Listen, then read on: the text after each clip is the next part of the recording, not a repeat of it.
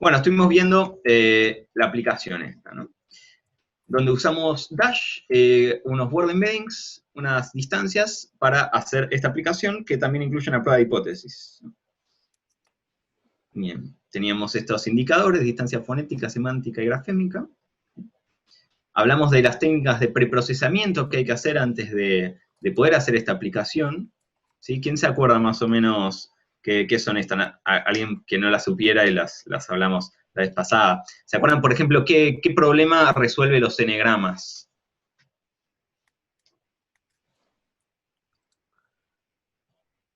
¿Vas a ponderarlos?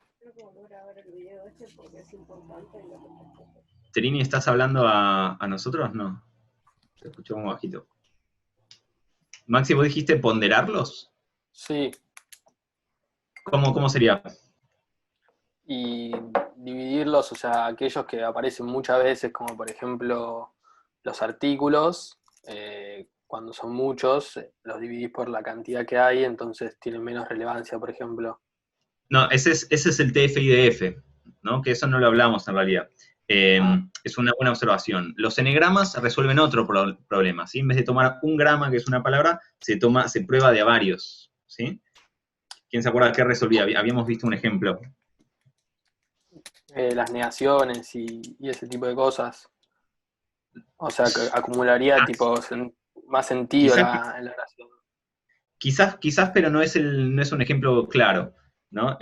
Hay otro que es más puntual. A ver, chicos, si no empiezo a nombrar nombres, ¿eh? Manu, a ver. ¿No son secuencias continuas de ítems en una oración? Bien. Sí, Fer, bien. En vez de tomar un grama palabras sueltas, se toman n gramas. Si fuera 2 gramas, va a tomar de a pares de palabras. ¿Y eso qué resuelve? Por ejemplo, habíamos dicho un par de palabras. Cuando el concepto tiene más de... Buenos Aires, por ejemplo. Claro, eso mismo, Ale, O bien. nombres Buenos y Aires. apellidos. Claro, ahí va. Entonces, cuando uno hace 2 gramas, va a tomar Buenos Aires como un solo ítem, o sea, va a ser una columna en nuestra matriz de vocabulario, en vez de ser Buenos y Aires, que si no quedan por separado. Bien. Bueno, tokenización, ¿quién se acuerda ahora que era la diferencia entre lematización y stemming? Lematización, no, dejo que responda otro. Lematización no es pasar todo a un infinitivo, es decir, a una palabra común, y stemming es tipo sacar medio a la mierda todo, solo la raíz común. Entonces, Eso mismo, de una, Joaco, sí. O sea, las dos apuntan a hacer lo mismo, que es estandarizar las representaciones, pero stemming básicamente es crudísimo, te cortás todo lo que no es la raíz, incluso te quedan muchas palabras que no están tan relacionadas, te quedan iguales, y lematización lo lleva a un lema estandarizado, como puede ser infinitivo, muy grosso, Joaco. Bien. Stopwords es sacar las palabras llamadas stopwords, que son las que nos sirven, como si tenemos muchos artículos, eso, y se puede hacer, por ejemplo, con un threshold de varianza, ¿no? Entonces, si uno tiene que en todos los documentos una palabra aparece un montón, o que hay una palabra que no aparece nunca, en ambos casos se puede tomar ese criterio para sacar esa palabra. Bien, esos son algunos pasos de preprocesamiento. Recordemos un poco que, en general, todo lo que vamos a estar hablando va a girar alrededor de estos espacios de palabras, espacios vectoriales de palabras que son los word embeddings o vectores de palabras, ¿sí? Donde existe este espacio, donde están ubicadas todas las palabras y su ubicación en ese espacio refleja su significado. ¿Sí? Entonces podemos operar algebraicamente y encontrar información, ¿no? O operar directamente. Entonces un caso común es este de las tareas de analogía, donde podemos agarrar rey, restarle, por ejemplo, reina, y eso es igual a, te da lo mismo que mujer menos hombre, ¿no? O sea, la distancia entre rey y reina es la misma que aproximadamente entre hombre y mujer u otras operaciones. Incluso se pueden descubrir palabras así, por ejemplo, las capitales, como veíamos.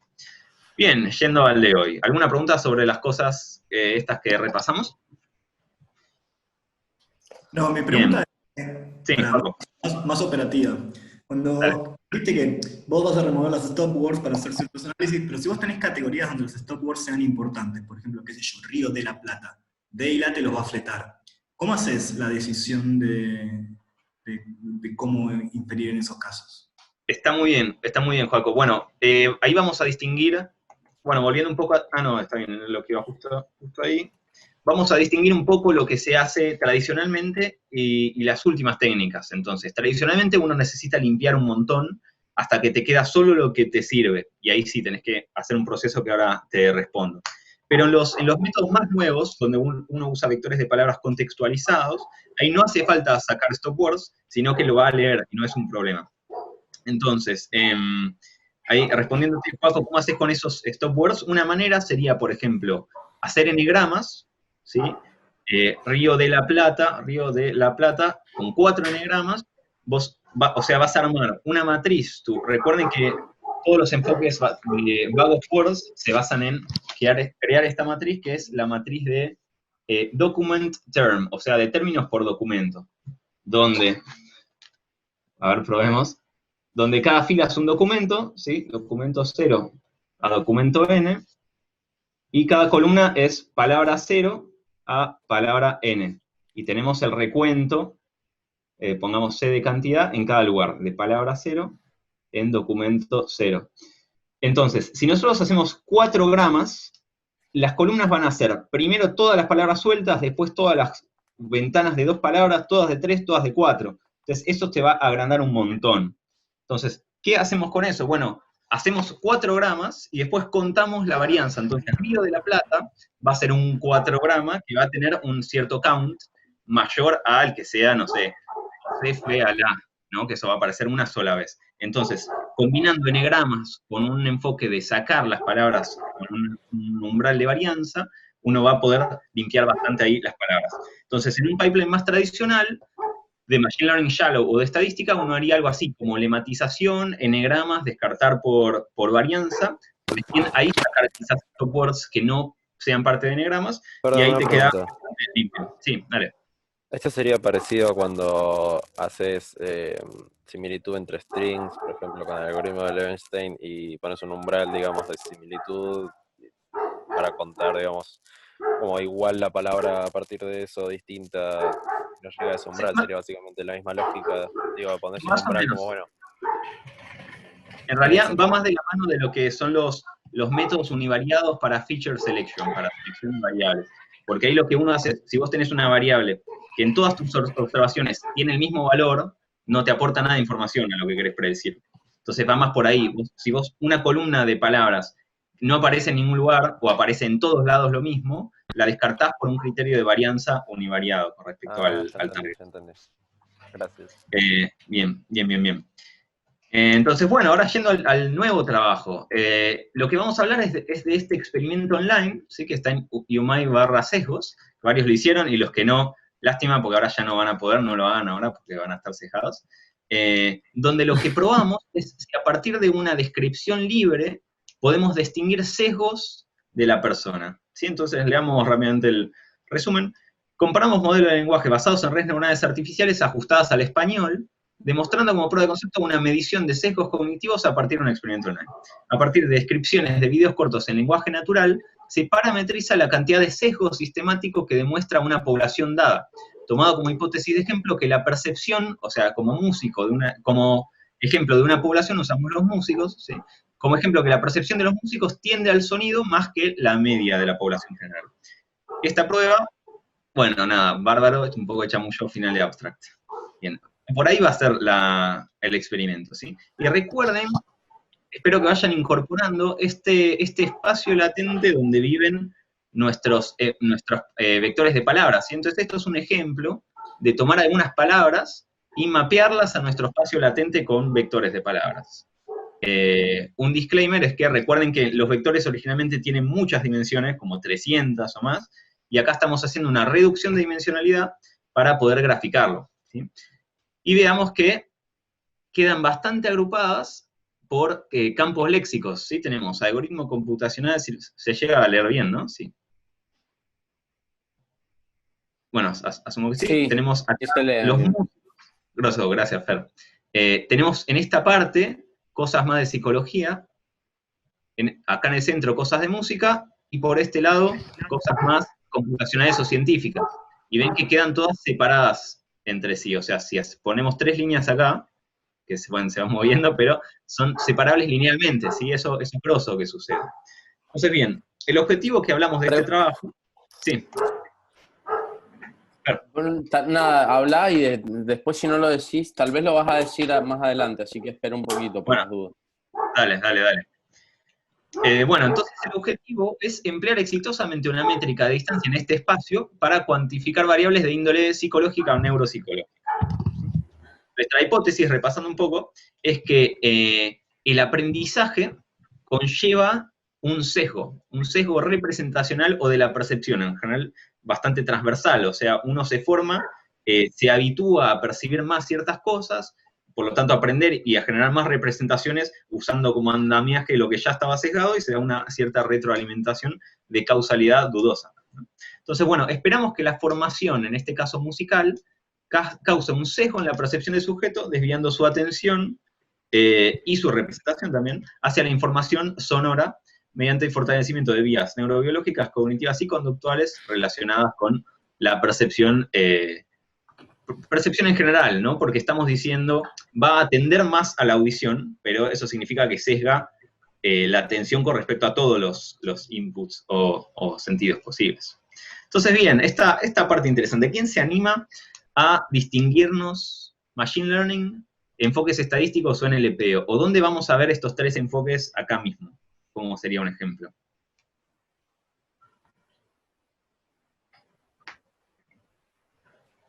¿Respecto de qué? Ah, ese fue Rick, bienvenido. Sí, ¿qué sé, vale?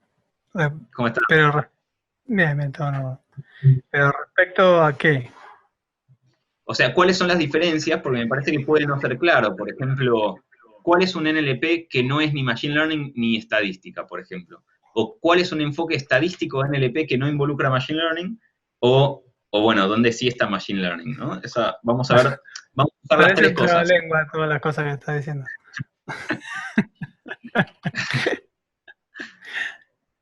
Hoy vamos a usar las tres cosas.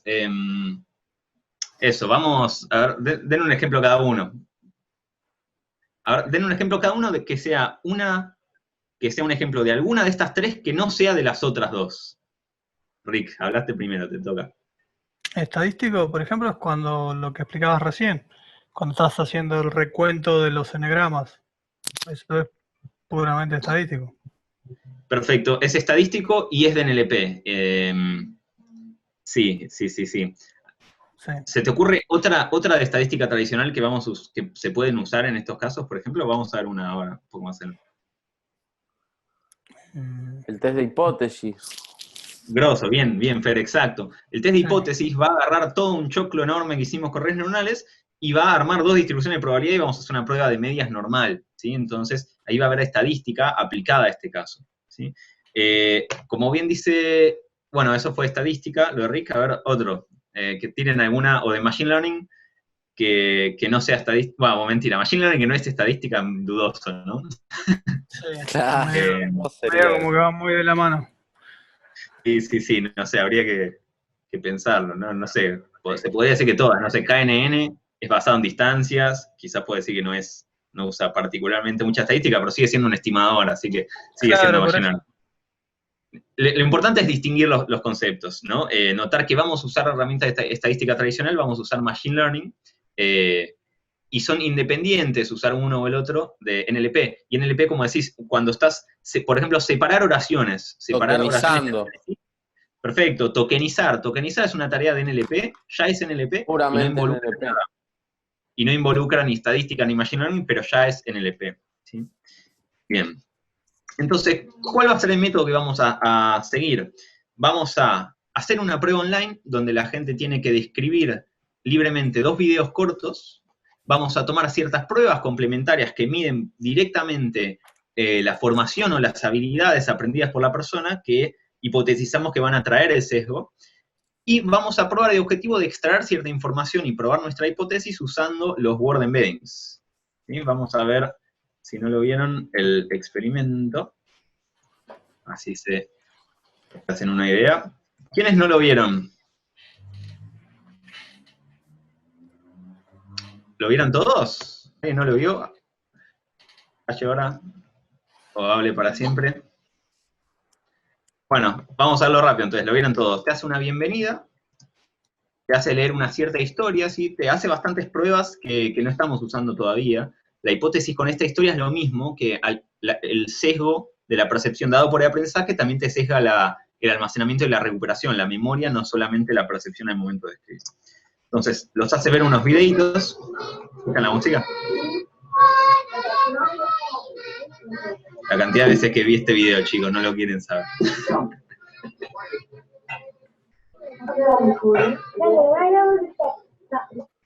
Bien, te hace describir el video con una cantidad mínima de 100 palabras.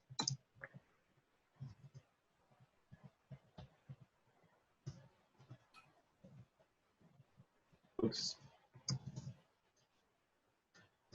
Bueno, creo que Zoom me está interfiriendo el teclado, vamos a dejarlo ahí.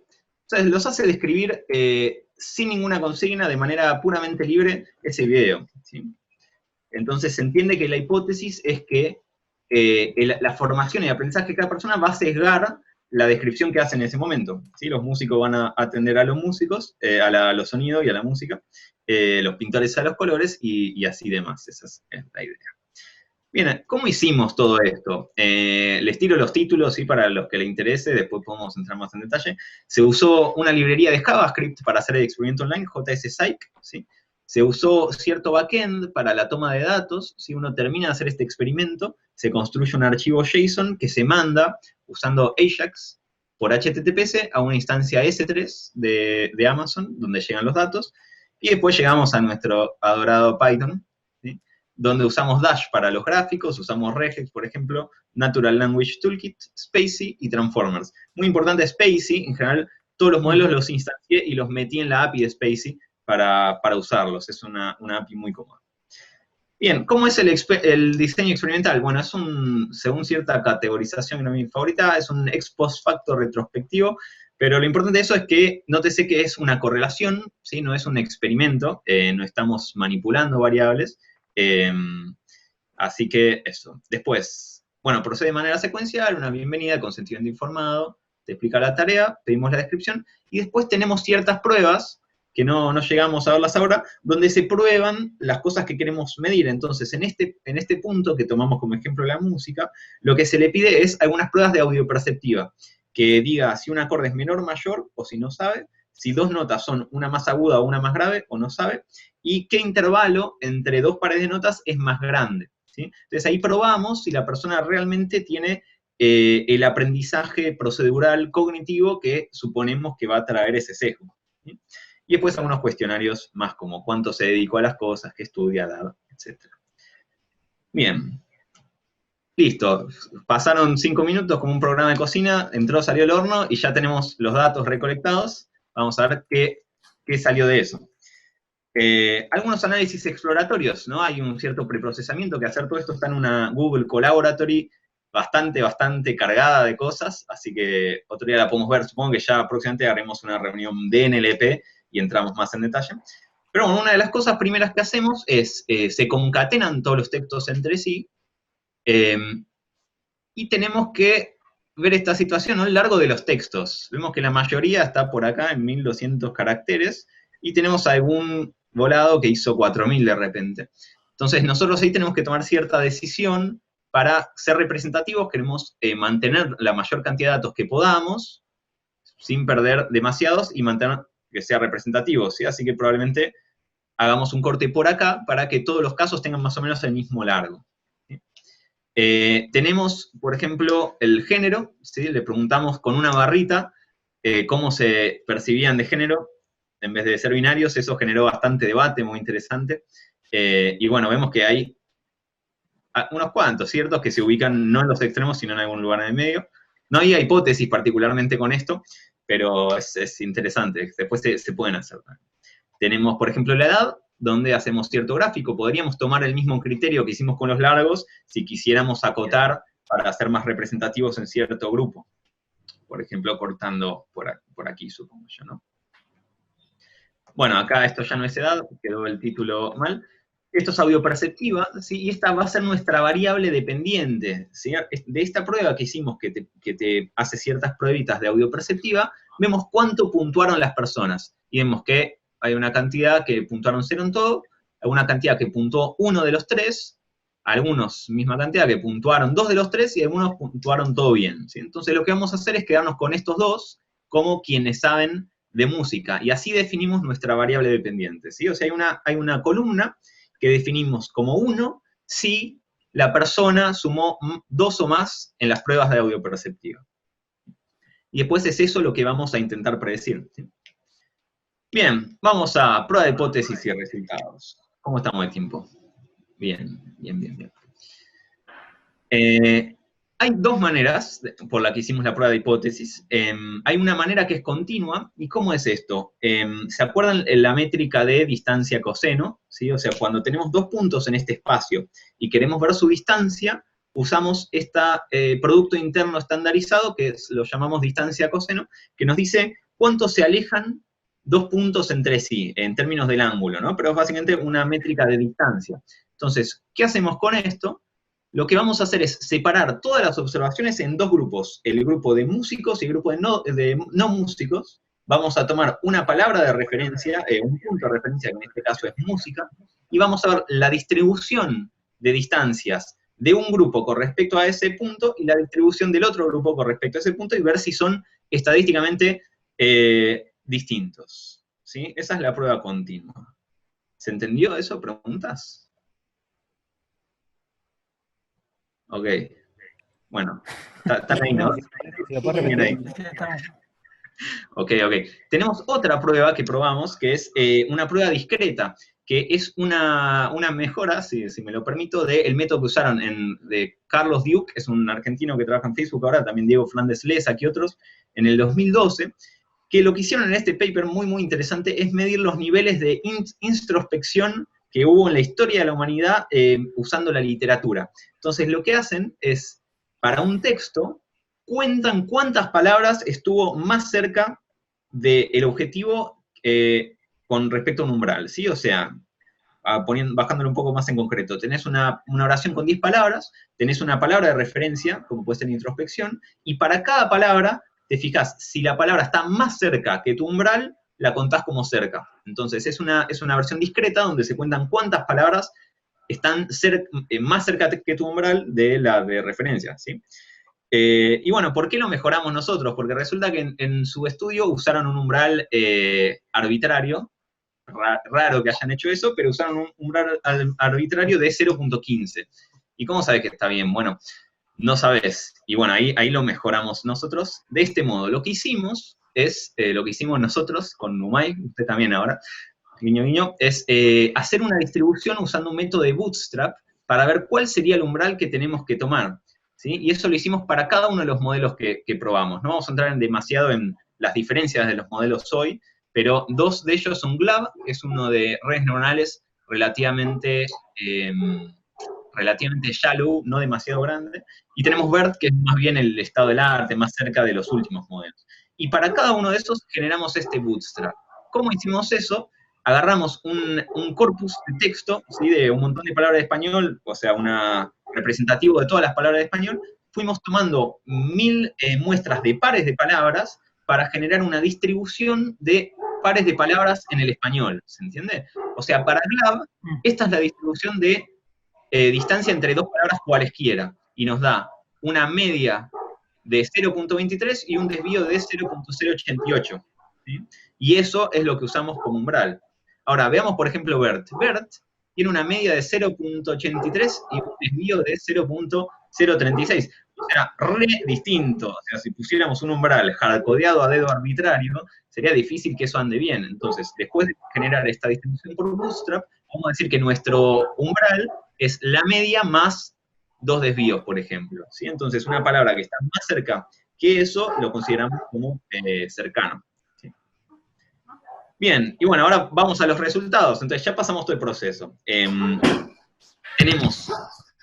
las distancias en la versión continua para los grupos y en la versión discreta. Eso es lo que tenemos acá. La distribución naranja es las distancias, perdón, el que está a la izquierda es la prueba continua, y la que tenemos a la derecha es la discreta, ¿sí? Y tenemos la distribución de las distancias con respecto al vector de referencia, que es música, para los músicos, y lo mismo para los no músicos, ¿sí? Y vemos que la distribución de músicos está más cerca de música que la de los no músicos. Ah, buenísimo, funcionó. Y miren qué buenos estadísticos. Acabo de correrlo de nuevo porque juntamos como 80 datos más en las últimas semanas y mejoró un montón el p-valor, así que va como piña de estos resultados, chicos. Y bueno, hicimos tres pruebas estadísticas. Una prueba F para descomposición de varianza, una prueba T para ver diferencia entre medias, paramétrico, y una prueba U de Mann-Whitney para ver diferencia entre medias no paramétricas. O sea, fichen lo que habíamos hablado de estadística tradicional, Machine Learning y NLP. Acá hicimos todo un proceso. Usamos técnica de NLP tradicional, usamos estadística para, por ejemplo, hacer esta distribución por Bootstrap, estamos haciendo estas pruebas estadísticas tradicionales, y todo usando los word embeddings que nos devuelven las super redes neuronales en el caso de BERT y las siguientes. Así que está todo ahí combinado. Y nos da muy bien, vean, p-valor 0.1, casi menor, hay que agregar un par de datos más y ya estamos. Y esta es la prueba continua. Esta es la prueba discreta para replicar lo de Duke. A mí no me gusta tanto esa prueba, la verdad, me parece que perdés información discretizando en vez de hacerlo continuo. Así que yo apuesto a esta prueba. De todos modos, no da peor, no da tan mal, vemos que igual se mantiene la distribución. Esto es en el modelo de GLAVA, ¿sí? Tenemos eso para todos los embeddings que tenemos. Este es el de FastText. Vemos que acá también da muy bien la F no, pero la T, y en especial la U de Mann-Whitney, que sería la más importante, nos da muy bien también el p-valor, y vemos también una tendencia clara. Acá nos da excelente, miren lo que son estos estadísticos, con FastText, distribución de músicos, distribución de no músicos, Universal Encoder de TensorFlow, que acá de nuevo da muy bien la U de Mann-Whitney como diferencia entre medias, entre los músicos y los no músicos. No se ve tan bonito como la de GLAVA. Esto es hermoso, miren qué linda distribución, ¿no? Buenísimo. La Universal Encoder, tenemos el mismo principio, la versión continua, la versión discreta. No da mal, insisto que me gusta más esta, pero bueno, están las dos versiones. Y tenemos otros modelos que tardan mucho más en correr, lo estaba corriendo ahora, pero miren qué distinta es la distribución para BERT, ¿no? De las similitudes de vectores. Muy distinta la topología que devuelve de ese espacio. Paco, ojo que debe ser vos el que está haciendo ruido, a ver si adiviné. Ahí se muteó. Que adiviné. Bueno, conclusiones. 3 minutos. No, ya estaba muteado. Ok. Conclusiones. Sí, Podemos quedan 3 distinguir... minutos para que sepas. Bueno, dale, estamos en conclusiones, así que está bien. La idea es terminar esto rápido y dejamos 10 minutos de recreito para que piensen, preguntas, debates y eso, y retomamos. Así que Okay. voy a los pedos estos 2 minutos y reconectamos. Conclusiones. Podemos distinguir bien a los músicos y los no músicos usando esta prueba basada en lenguaje natural, en embeddings. La prueba es arbitraria y desestructurada y logra medir muy bien lo que queremos medir. O sea, ¿por qué arbitraria? Porque yo dije... El principio de esto es, los word embeddings son súper potentes, van a poder distinguir, así que describan cualquier video de manera completamente desestructurada y lo va a distinguir. Y eso fue lo que resultó, ¿sí? En vez de las baterías neuropsicológicas estandarizadas usuales. Y bueno, los embeddings funcionan muy bien. Algunos comentarios de qué podemos hacer después, ¿sí? Nuevas métricas en espacio latente, fine-tuning para entrar a un modelo para esta tarea, ¿sí? Se podría hacer. Usar un estímulo validado, el que mencionaba Fer la otra vez, o no sé si fue Andy, el caso de la mujer que está haciendo algo y se tiene que describir. Podemos comparar en distintos enfoques que podemos usar, uno tradicional, usar los embeddings como feature extraction, o hacer un fine tuning con deep. Y está el tema de modelos que aprenden métricas, que eso está muy bueno, vamos a hablar un poquito más ahora en la segunda parte. Nuestros planes en UMAI con respecto a esto, está la aplicación que vimos la vez pasada, de eso puede salir un paper y una posible aplicación de Fluencia, seguí que estamos hablando con Fer y Andy, creo que puede salir muy bien y está bastante listo. Está el paper con esto mismo que estamos viendo ahora, ¿sí? Que en principio es un paper. Vamos a estar entrenando grandes modelos de lenguaje y en speech to text, independientemente de investigación, y eso nos va a nutrir mucho también en investigación. Vamos a armar una hackathon probablemente, y vamos a poder usarlo en los cursos, ¿no? Acuérdense que va a ser muy enriquecedor el tema de los cursos. Próximo episodio en NLP, que no va a ser la próxima semana porque ya les va a tocar a ustedes, vamos a ver más en detalle las diferencias entre los distintos embeddings que usamos, algunas arquitecturas importantes como recurrente, sec-to-sec, que es Transfer Learning, y los modelos Transformers, que son los más grosos. Bueno, vamos con las preguntas y el debate.